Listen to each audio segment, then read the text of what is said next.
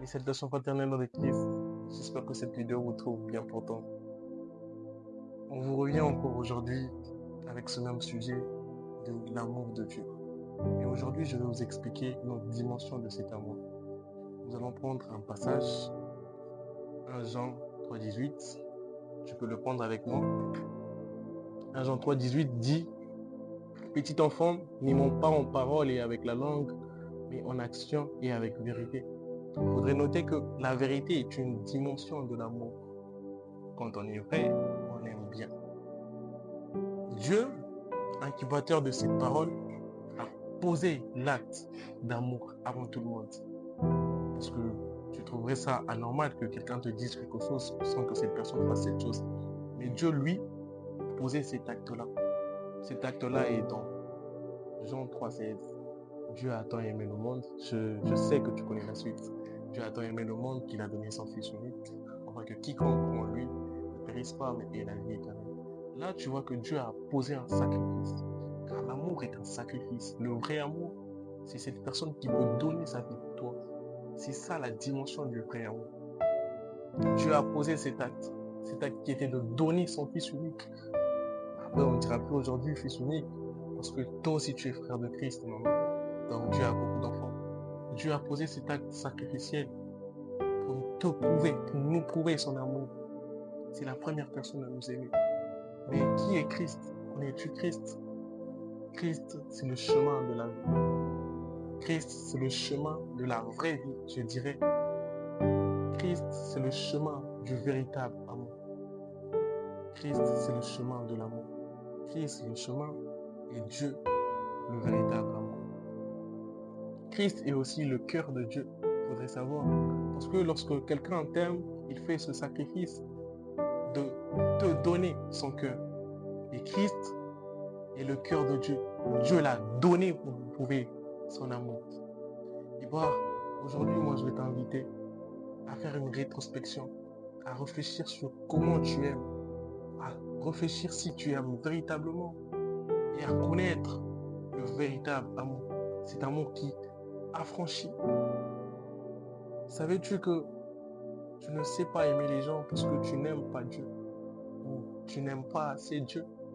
Le principe est d'aimer Dieu avant toute chose. Le principe est d'aimer d'abord Dieu avant d'aimer son prochain. Dieu avant et puis les hommes.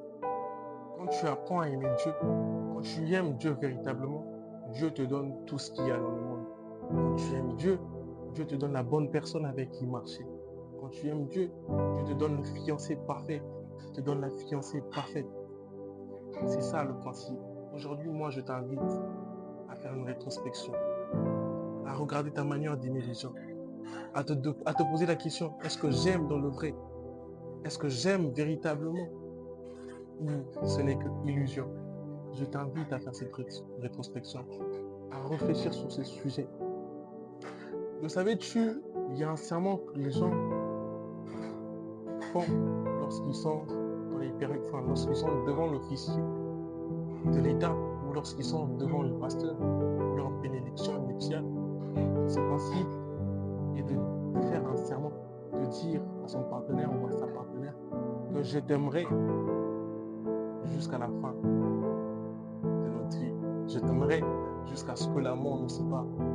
Le savais-tu que ces paroles-là, ce ne sont pas des paroles prises vainement, mais ces paroles nous ramènent à tester réellement que l'amour des hommes est limité, que l'amour humain est limité. Car seul l'amour de Dieu est infini. Si ce n'est pas par les problèmes de la vie, si ce n'est pas par je ne sais pas moi quoi, que cette personne te laisse, ce sera forcément par la mort. Car cet amour s'arrête quelque part. L'amour des hommes s'arrête quelque part. L'amour de Dieu est infini. Aujourd'hui, cherche à connaître cette personne, à connaître Dieu, à connaître Christ qui va t'emmener vers Dieu. Le véritable amour. Ce n'est que là que tu pourras réellement ressentir le vrai amour. Ce n'est que là que tu pourras réellement donner ton cœur aux gens. Ce n'est que là que tu pourras aimer véritablement. Je te dis aimer véritablement.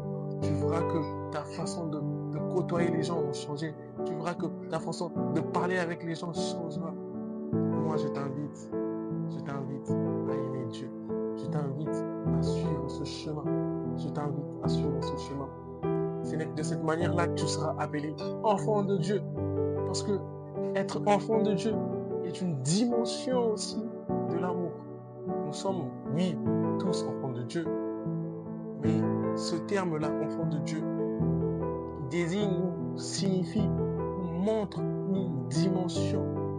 Une dimension. Les enfants de Dieu sont ceux qui sont intimes de Dieu.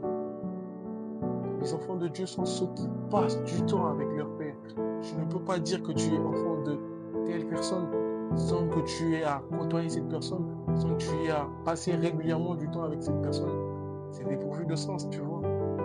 Donc, un enfant de Dieu, c'est celui qui aime Dieu avant toute chose. Et c'est celui qui passe du temps avec son Père. Je t'invite à changer ta façon d'aimer. Ce n'est que de cette manière-là que tu pourras servir dans le vrai. Ce n'est que de cette manière-là que tu pourras être vrai avec le monde. Tu pourras être vrai avec les gens. Ce n'est que de cette manière-là que tu verras ta vie changer. Tu ne sers pas bien Dieu parce que tu ne l'aimes pas assez. Tu ne sers pas bien Dieu parce que tu n'as pas été affranchi par son amour. Aujourd'hui, je t'invite. Aujourd'hui, je t'invite. Partout où cette parole te trouve, prends une minute, réfléchis à ta manière d'interagir avec les gens, à ta manière de côtoyer avec les gens. Est-ce que tu le fais bien? Est-ce que tu es vrai avec ces personnes-là? Est-ce que tu l'es? La vérité est une dimension de l'amour. L'amour de Dieu t'affranchira. L'amour de Dieu t'affranchira. J'espère que cette parole t'a béni. J'espère que cette parole nous a bénis. Alors, je te dis à la prochaine. Mais grâce à vous. Amen.